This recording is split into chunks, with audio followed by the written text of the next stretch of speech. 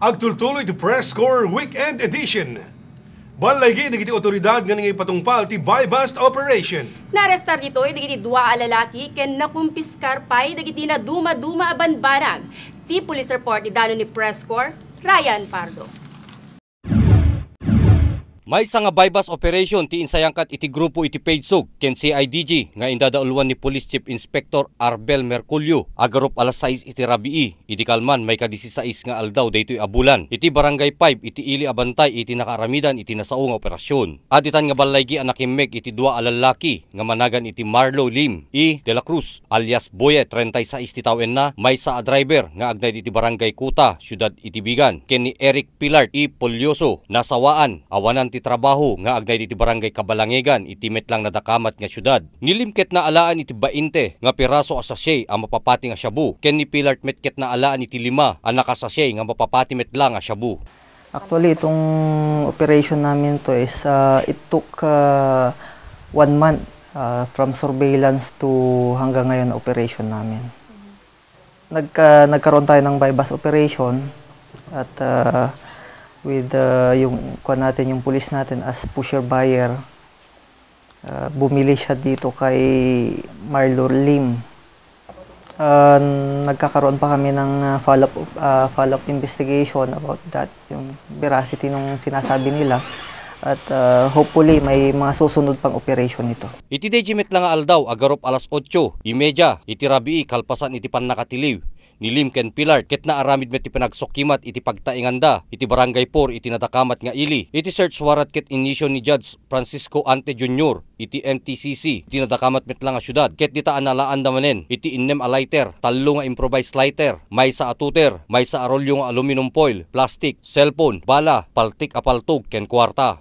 Nakikipag-coordinate kami sa PDEA kung may mga record tong mga to, pero matagal nang nag-ooperate sa Bigan tong si Marlo Lim.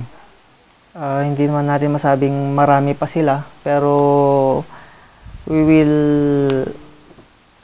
for sure intel reports about that. Dagiti dua masuspetsa ket addadapay lang iti kustodiya ti CIDG ket nakasango da iti kaso of violence of Section 5, selling delivery, ken Section 11, Possession of Republic Act 9165, Dangerous Drug of 2002. Itimit pinakipatpatang iti Press Corps kadigiti dua a suspect ani Lim ken Pilar ket naibagada nga mga ibabaon da lang ket ti kasukat na ket maikanda iti kwarta. Baunin da kami, kanda kami ti kwarta kami nga ko. Pan nakatandam yun ko. Panggumatang. Baunin da kami, may kadakil, iti bayad da kami ganyan, napamangan. May palagip asakbay nga insayangkat iti daytoy nga operasyon, ket inaramid da pay nga imuna iti testbay, iti may sa apasdek iti syudad Tibigan, ken impanamnama pay iti nasaong opisyal, nga agtultuloy latta iti pinagmonitor da, iti kastoy abanag. Para iti Press Corps, Ryan Pardo. Naaprobaran ti Konseho ti Syudad Vigan ti Helmet Ordinance. May palagip nga ti kalabes at damanen ti kastoy nga ordinansa. At the report ni Press Corps Mary Ann Diga. Naaprubaran ti panaka-implementar manen iti helmet ordinance iti maika third hearing na. Sigun ken SPO4 Fernando Quebral, Hepe ti Public Safety Division, adalen laengen ti konseho iti syudad no kasano ti panaka-implementar na daytoy nga ordinansa. Ordinansa ti helmet mapantopeg lamisan ni Mayor Eva Medina. Tapos permanan to dajay, sanan to melat isubdijay ti session hall ta adalan dan to pero kasunod di panang-implementar mi ta. Siyempre narigat melat ta nga agi-implementar kami no ray no na-approban dajay. Masakol nga sumurot tayo met adda dagiti dinteg nga suroten mi no kasunod mga implementar dagiti helmet ordinance. Nasa upay ti Hepe, adagiti aglabsing tinaso nga ordinansa, ket mamulta iti 1,500 pesos iti first offense. Iti second offense, 2,000 ingganat 3,000 pesos. Ken no maikatlo adarasen ti panaglabsing iti helmet ordinance, ket kumpiskaren ng dagiti kameng ti Department of Public Safety iti motorsiklo manipod ken tinakimbagi. Inayon pa iti Hepe iti public safety. Pati pa'y ilugan ti driver iti motorcycle scooter, ket kasapulan pa'y nga agaramat iti helmet. Nga na'y padpadamag ma'am na dati no dati sumahigen ka masapul met nga agwa sormet ti helmet ma'am kita dagiti ti kitain mi ngarot ma'am no kasano mi nga ipanat ti jay ordinansa no tapno moment lang ti kabil mi nga penalty da ma'am. Impaganatgat pa tinaso nga hepe, anon to maadal analaing ti panakaimplementar ti helmet ordinance, ket adda posibilidad na ama irehistron tupay dagiti helmet ti motorista ama ikabel ti registered number ti likod ti helmet, tapno mabigbig no siya sino ti aking bagi ti nasa nga helmet.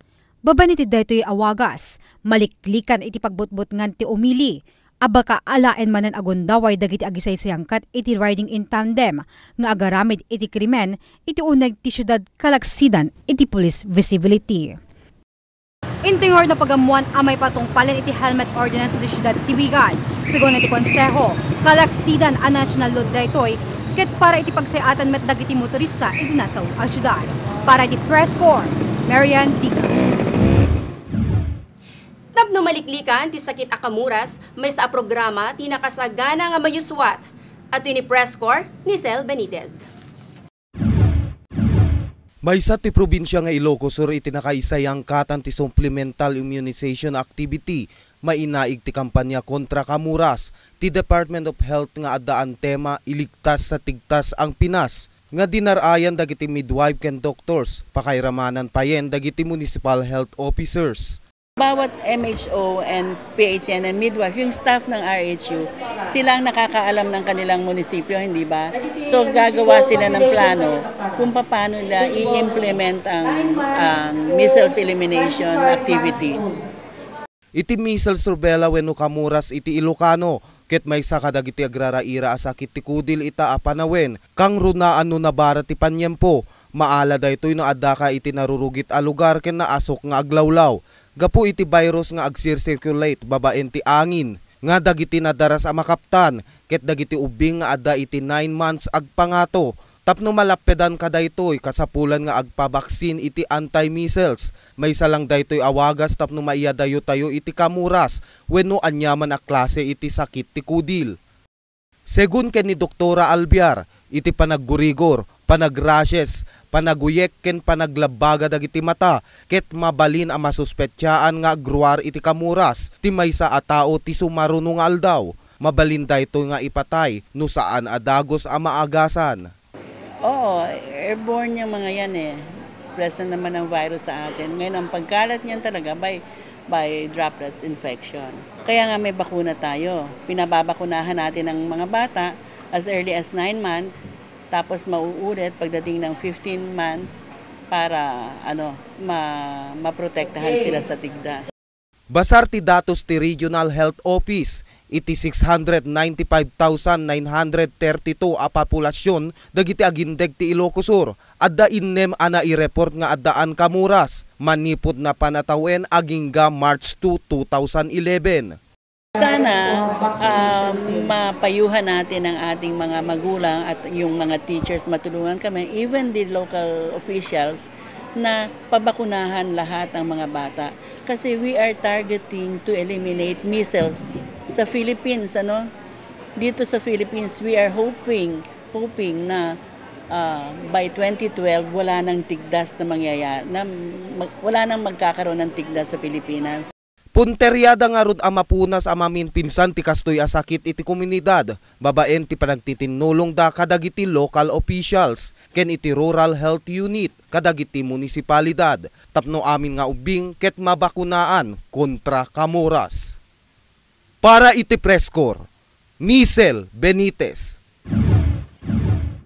Naipakaamon ti may nga proyekto ti Curimaw Ilocos Norte Agriculture. Daytoy ket ti Vermi Tea. At iti kompleto nga detalye, manimod ka ni press corps, Marian Diga. No ada vermiculture project iti Ilocos Sur Agriculture, ang makaaramid da iti organic fertilizer babaen iti daytoy. Sa JMET Municipal Agriculture iti Curimaw Ilocos Norte, may samet tagdama apaspasan taken da, babaen met iti vermiculture project, ket makaaramid da met iti Vermi Tea. Ada vermiculture, ada in mga sites dito Curimaw. Isu dege madama dang ag harvest itatan. nga ikapkabil iti vegetables, ken dagiti ornamental plants. Tagno makaaramid ti 2 liters a vermity. Kasapulan ti 1 cup wenno may sata sa arugit ti alinta. 1 teaspoon wenno may sa kutsarita at tagapulot wenno brown sugar. Ken 2 liters a fresh water wenno dagiti danom nga agapo iti bubon ken bomba. Sa nagbalin ti danom nga ilaok no addaan chlorine na. Paglalooken nga rod dagitoyen iti compost ti brewer. At ito'y tumeten nga agtultuloy amakikiwar iti uneg ti talo nga aldaw. Kalpasan na, maaramat daytoyen akas insecticide. I-spray ton kadagiti bulbulong timula. Daytoy nga rod dagiti rugit ti alinta ano ornong, kasapulan ama ikabel iti compost ti brewer. Punwan nga rod ti danom daytoy ken ikan iti brown sugar wenno tagapulot ken iti uneg ti 72 hours addanton vermitimon. Sigun ken ti municipal agriculturist, napintas unay dati para iti mula, malaksid a natural daytoy, adupay ti benepisyo a maited na. Apaman a may spray ti vermity kadagiti mula, ti mikrobyo na nga agapo ditoy, ket iso ti mangpaksyat kadagiti mikrobyo metlaeng a nagapu kadagiti nalungsot amulmula ken buot. Nga iso ti mangdadael wenno mangted sakit kadagiti naso amula. Ken iti vermity, ket agserbin tumeten ataroon ken pabaknangin na ti nutrients dagiti mulmula. Ken ti vermity, babaen kadagiti mikrobyo nga agapo ditoy no mai-apply iti daga a pagmulmulaan ken dagiti ramut ti mula. Ket mabugwan na dagiti naaramat a commercial pesticides. Ken ti mikrobyo nga agapo iti vermity, ket pasublian na ti kinabaknang ti daga. Papukrayan na ken pagbalinan na analang to dagiti mulmula iti taltalon. Kalaksidan iti dayta, environmental friendly pa daytoy. Para iti Press Corps, Marian Dica. Kalpasan iti sumagmamano palagip, adupe damagtin kayo maamuan ditoy. Press Corps Weekend Edition.